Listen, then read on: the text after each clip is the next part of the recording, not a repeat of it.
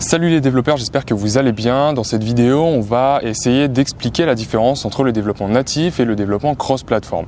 Et surtout, comment choisir, lequel choisir en fonction des projets que vous avez. Donc je vais essayer d'énumérer en fait les différents avantages et les différents inconvénients de chacune de ces deux méthodes. Et puis on va essayer de déterminer en fonction du projet que vous avez, quelle méthode est la plus pertinente pour se lancer.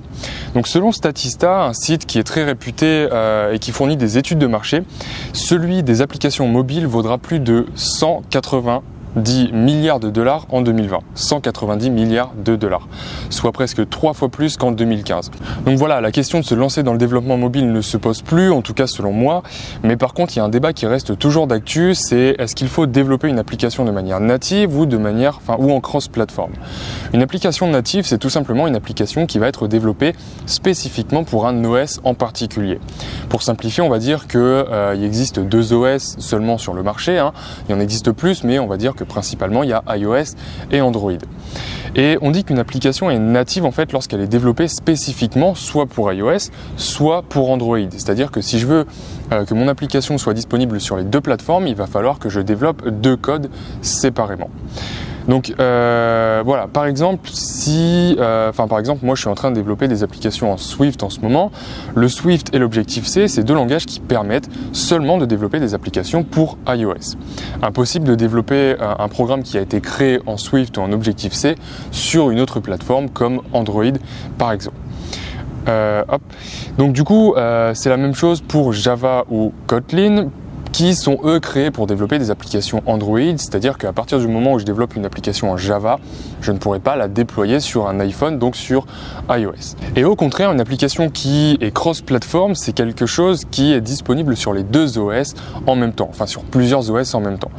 Par exemple, on va pouvoir utiliser le React Native, qui est un framework qui permet en fait de développer un seul code pour pouvoir déployer une application sur plusieurs plateformes en même temps, tout en développant un seul code, tout en écrivant un seul code. Donc voilà.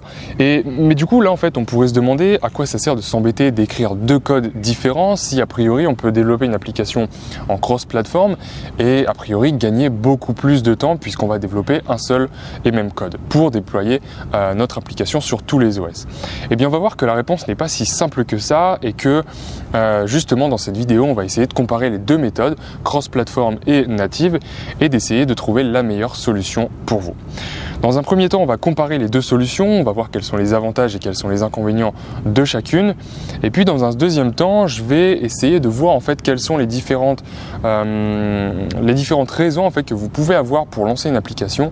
Et puis on va essayer de voir en fonction de ces différentes raisons que vous pouvez avoir de lancer une application, d'essayer de trouver quelle est la meilleure stratégie à adopter. Donc on va commencer tout de suite par la comparaison entre les deux types de développement. On va premièrement comparer ces deux types, donc le native et le cross-platform, sur un point particulier qui est la vitesse de développement. Alors, effectivement, un langage qui est natif va prendre beaucoup plus de temps à développer et va être beaucoup plus coûteux. C'est normal parce que ça demande 2 fois plus de développeurs et 2 fois plus de temps. En tout cas, 2 fois plus de ressources. Donc si on est tout seul, ça demande 2 fois plus de temps. Si on peut engager 2 fois plus de développeurs, eh bien dans ce cas-là, on va pouvoir développer 2 fois la même application, donc en natif, sur une même période de temps. Par contre, il faut nuancer ça en fait. C'est pas parce qu'on a 2 fois plus de code à écrire qu'on va forcément y passer 2 fois plus de temps ou qu'on va devoir y consacrer 2 fois plus de personnel. Pourquoi ? Parce que dans un projet, il y a forcément une partie qui est commune. Je pense par exemple à l'UML. L'UML, c'est structurer son application de manière à choisir quelles sont les classes qu'on va créer, quels sont les rôles de chaque classe et puis comment on va interconnecter ces classes entre elles. Tout ça, c'est quelque chose qui est fait indépendamment du langage, ce qui fait que lorsqu'on l'a fait une fois, lorsqu'on a créé le diagramme du UML pour une application une fois, on ne doit pas le refaire 2 fois si on doit recréer un code différent parce que c'est la même application. Ensuite, il y a du code aussi côté serveur. Ça, effectivement, c'est aussi quelque chose qu'on peut, dans certains cas, développer qu'une seule fois et que l'application, qu'elle soit native sur iOS ou Android, utilise le même code. Et puis enfin, il y a le mock-up par exemple. Le mock-up, c'est, pour faire simple, c'est la maquette de mon application. C'est-à-dire en gros que je vais prendre un PowerPoint, enfin en gros, je vais tout simplement faire une maquette visuelle de mon application pour voir à quoi elle ressemble et pour voir effectivement si les différents objets et les différentes fonctionnalités de mon application sont bien réparties à l'intérieur.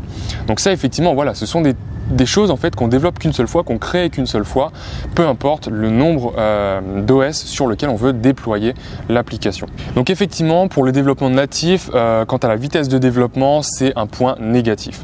Maintenant, pour le cross-platform, ce qu'il faut savoir, c'est que forcément, c'est beaucoup plus abordable financièrement et beaucoup plus rapide à développer.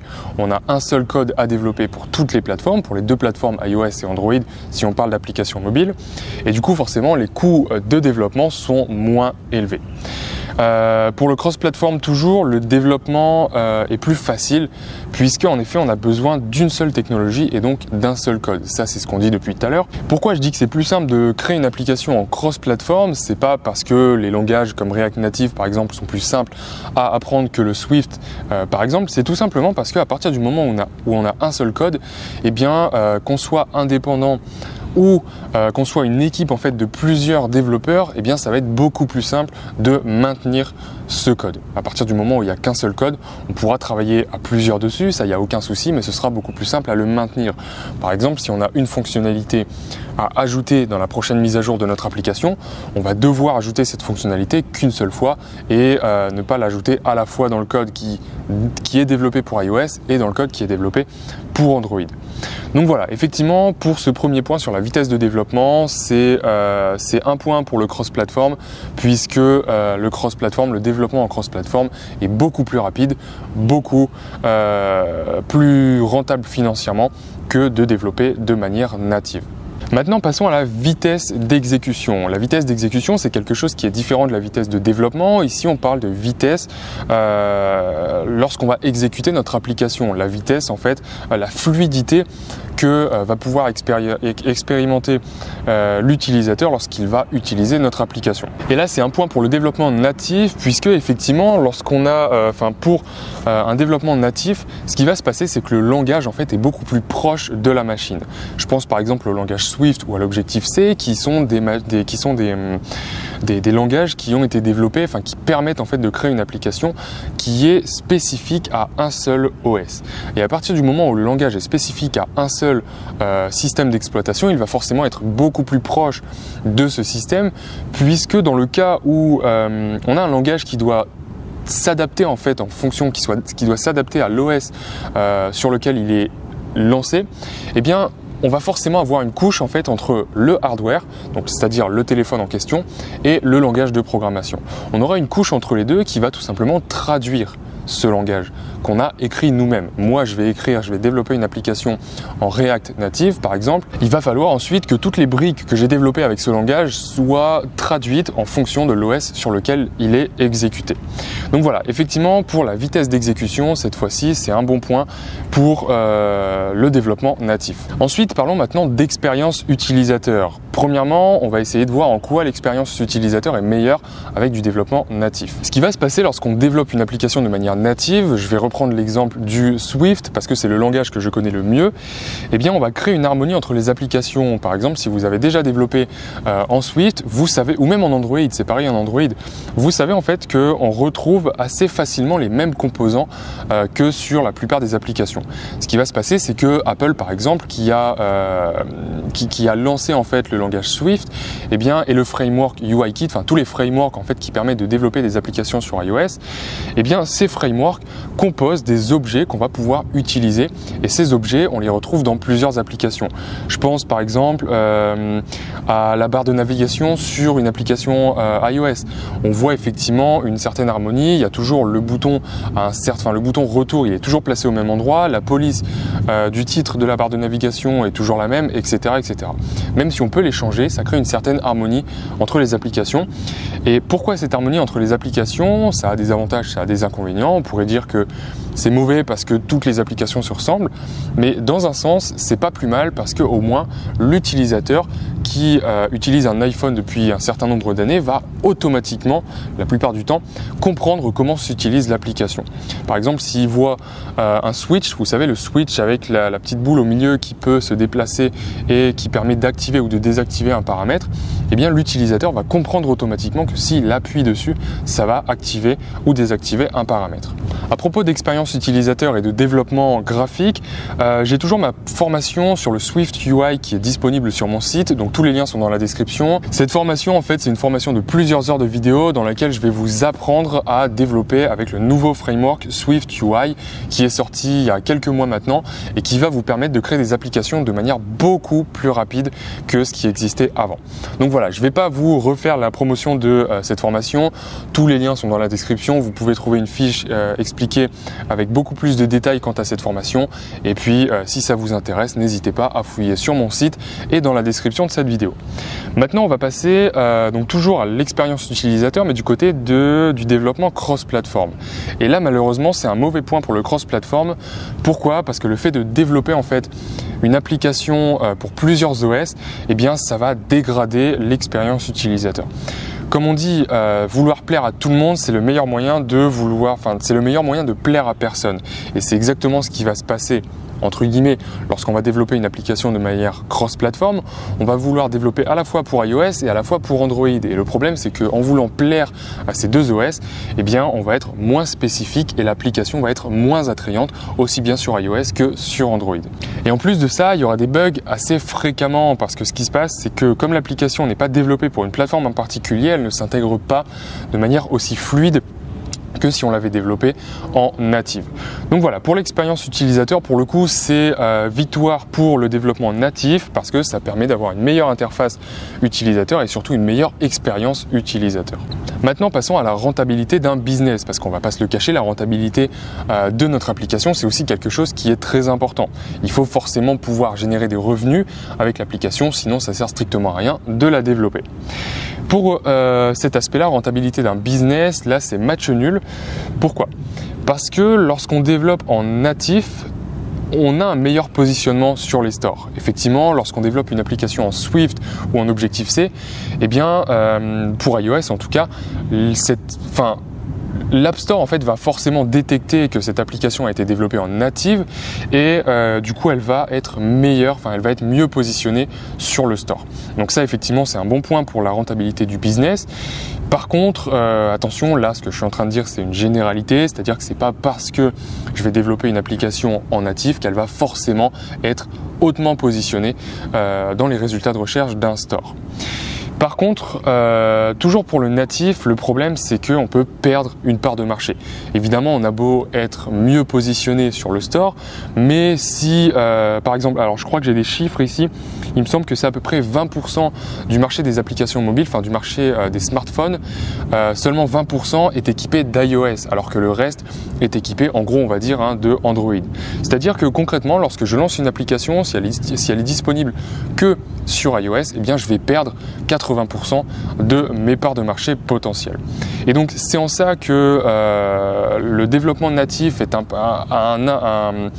désavantage, en fait, c'est que voilà, ça va effectivement permettre de mieux se placer sur les stores, mais ça va ça va induire une perte de marché. Donc voilà, tout ça pour dire que il faut essayer de peser le pour et le contre pour essayer de voir quelle est la meilleure méthode à adopter. Et justement, maintenant, pour la fin de cette vidéo, on va essayer de lister en fait différentes raisons pour lesquelles vous pourriez avoir envie de développer une application ou pour lesquelles vous avez déjà développé une application. La première, c'est pour le plaisir d'apprendre. Effectivement, moi j'ai commencé à développer mes premières applications, non pas parce que j'avais une idée de business en tête, mais parce que j'avais envie d'apprendre à développer des applications iOS. Et du coup, j'ai envie de dire, si vous avez envie d'apprendre, il ne faut pas trop se poser la question, il faut juste choisir une technologie en particulier, qu'elle soit cross-platform ou native. Et moi personnellement, je vous conseille plus natif. Pourquoi? Parce que ça va vous permettre de beaucoup plus approfondir les notions. Moi effectivement, lorsque j'ai commencé à développer en Swift, il y a énormément de ressources qui sont disponibles, qui sont faites, des documentations qui sont faites par Apple, et je suis vraiment plongé en fait dans ces ressources-là, et ça m'a vraiment permis d'approfondir mes connaissances quant au développement iOS. Et malheureusement, ça a un inconvénient aussi, c'est-à-dire que si demain je devais apprendre à développer une application Android, je ne devrais pas repartir de zéro, mais il y aurait beaucoup de notions que je devrais réapprendre, comme par exemple le cycle de vie d'une application, qui n'est pas forcément le même, exactement le même sur différents OS. Donc voilà, franchement, je vous conseille de ne pas trop vous poser de questions, de choisir une technologie, et puis de toute façon, c'est pas vraiment important parce que la première technologie qu'on va apprendre, ça va nous permettre de mettre un pied dedans, et puis ensuite, on va découvrir d'autres technologies qui sont peut-être plus adaptées pour un projet en particulier. Maintenant, la deuxième solution, la deuxième raison pour laquelle vous pourriez développer une application mobile, ce serait de vouloir créer un MVP pour tester un marché. Un MVP, c'est quoi? C'est tout simplement, il y a un coucher de soleil qui est magnifique, qui est en train d'apparaître.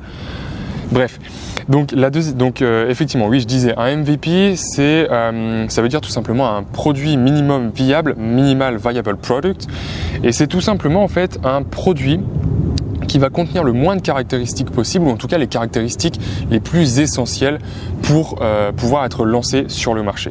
Et ça va vous permettre justement de tester un marché, de lancer une première application assez rapidement et de voir s'il y a un marché derrière, s'il y a des acheteurs, s'il y a des clients, etc., etc. Donc tout dépend de votre marché, mais si vous n'avez absolument aucune idée du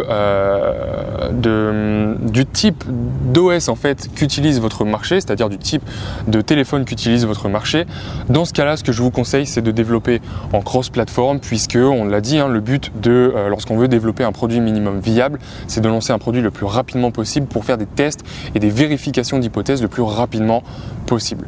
Donc dans ce cas-là, lancer une application en cross-platform et puis voir comment ça évolue. Et puis de toute façon, on pourra toujours, si jamais le marché est présent et si jamais il y a une vraie opportunité de business, développer des applications en natif après. Maintenant, si vous voulez lancer une startup, alors lancer une startup, c'est un peu la même chose que lancer un produit minimum viable pour un marché qui est pas encore exactement connu. Si vous voulez lancer une startup, encore une fois, le but c'est de développer quelque chose le plus rapidement possible et de tester un marché. Donc ça dépend encore une fois de votre marché, comment est-ce que vous le connaissez, est-ce que vous avez assez d'informations sur lui. Si vous avez des informations sur lui qui permettent de déterminer que votre marché en question est plus présent sur iOS que sur Android, dans ce cas-là, choisissez de développer en natif. Si jamais vous n'avez aucune information là-dessus, on revient sur la conclusion précédente, on développe en cross-platform pour lancer un produit le plus rapidement possible. Maintenant, si vous voulez lancer une application pour étendre un service qui existe déjà, on peut imaginer que j'ai un service de location de voiture et je veux tout simplement fournir à mes utilisateurs, à mes clients, une application. Ou on peut penser également à un supermarché. Un supermarché, ça existe déjà, ou alors un fast-food. Ces deux services existent déjà et ils ont lancé une application pour pouvoir, par exemple, faire ses courses en ligne, pour pouvoir commander avant d'arriver au fast-food, etc., etc. Dans ce cas-là, le marché existe déjà, le business existe déjà et le but du jeu, ça va être de toucher un maximum de clients possible. On ne veut vraiment pas mettre à l'écart une partie de notre clientèle. Donc là, effectivement, le but, ça va être de toucher un maximum de monde, donc de développer sur toutes les plateformes possibles. En tout cas, toutes les plateformes qu'utilisent mes clients déjà existants. Donc dans ce cas-là, effectivement, développer en cross-platform, c'est bien et pourquoi pas développer en natif si vous avez le temps et surtout les ressources. Donc voilà, c'est des questions qu'il faut se poser. J'espère vous avoir éclairé en fait un peu plus sur comment choisir entre le cross-platform et le natif. Je ferai une prochaine vidéo pour essayer de vous expliquer en fait qu'est-ce qui est mieux de choisir en fonction de votre personnalité. Parce que là, ce dont on a parlé jusqu'à maintenant, c'est comment choisir entre le cross-platform et le natif pour un projet en fait. Mais c'est pas parce que vous avez une idée de projet et que vous concluez en fait qu'il faut développer en natif que vous devez vous-même apprendre à développer en Android et en iOS. Et dans une prochaine vidéo, je vais essayer en fait de vous expliquer comment est-ce qu'on peut faire pour déterminer en fait son plan de carrière et puis pour savoir quelles sont les technologies à apprendre en priorité par rapport à vos projets. Donc voilà, j'espère que cette vidéo vous a plu. N'hésitez pas à me suivre sur Instagram. Je donne un peu des conseils un peu plus axés sur la motivation. par rapport à cette chaîne qui est plus axée sur la programmation. N'hésitez pas également à vous abonner à cette chaîne parce que je vais essayer de faire de plus en plus de vidéos comme ça où on parle, on est entre nous et puis j'essaye de vous donner des conseils. Donc voilà, sur ce, moi je vous souhaite une très bonne soirée. Le soleil est en train de tomber ici sur Las Vegas et on se retrouve la semaine prochaine.